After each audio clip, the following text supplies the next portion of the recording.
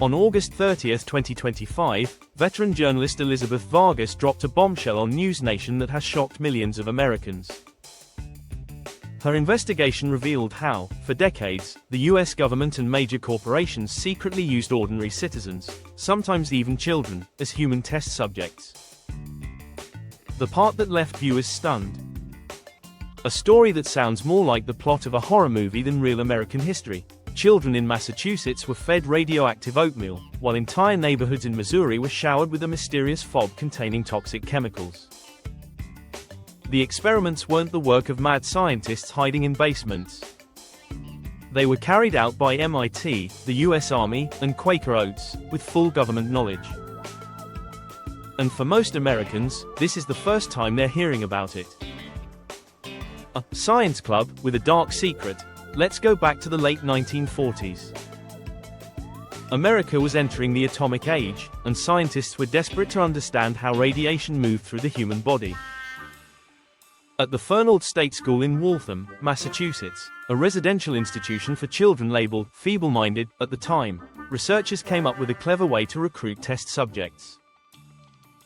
They created something they called a science club. To the children, it sounded exciting. They were promised baseball games, field trips, and even the chance to meet Boston Red Sox players. The only requirement? They had to eat oatmeal and milk provided by the program.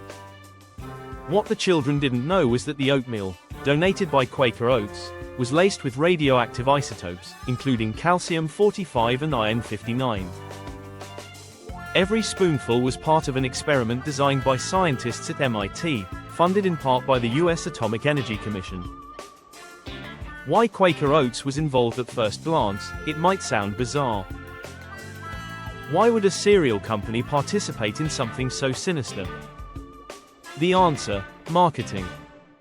Quaker Oats wanted scientific proof that its oatmeal was as nutritious, or even more nutritious, than rival brands like Cream of Wheat. The radioactive traces allowed scientists to see how minerals were absorbed into the body. Quaker wanted that data for advertising bragging rights. So while kids thought they were eating breakfast, they were really walking data points in a corporate government experiment. Parents misled. Here's where it gets worse. The children's parents were told their kids were joining a harmless nutrition study. Letters described the science club as an opportunity for education and enrichment. There was no mention of radiation. In today's terms, that would be like signing your child up for an after-school STEM program, only to find out years later that the experiments involved poisoning them. There was no informed consent. No choice. No transparency. The human told at first, the oatmeal seemed normal. The milk tasted fine.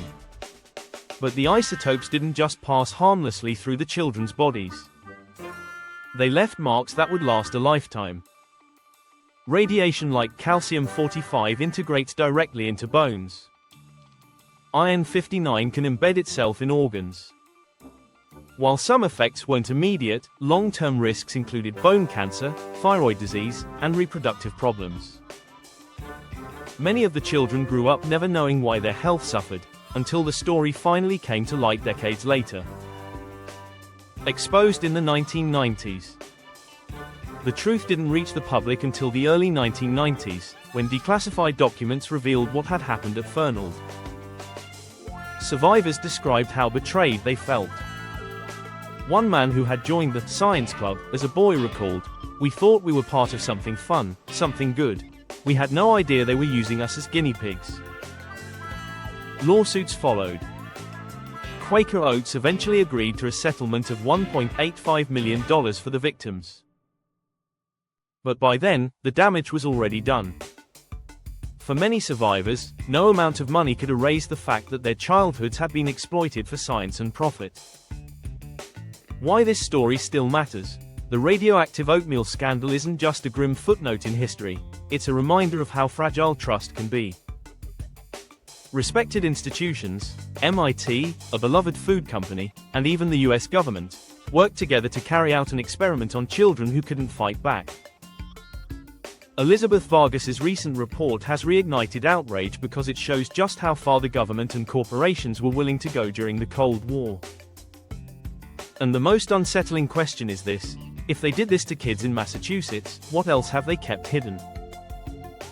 The radioactive oatmeal case proves how vulnerable citizens were when secrecy and power collided. But this is only one chapter of the story. Because while children in Massachusetts were being fed radioactive breakfasts, entire neighborhoods in St. Louis were being covered in mysterious fog, a cloud laced with dangerous chemicals that residents would breathe in for years.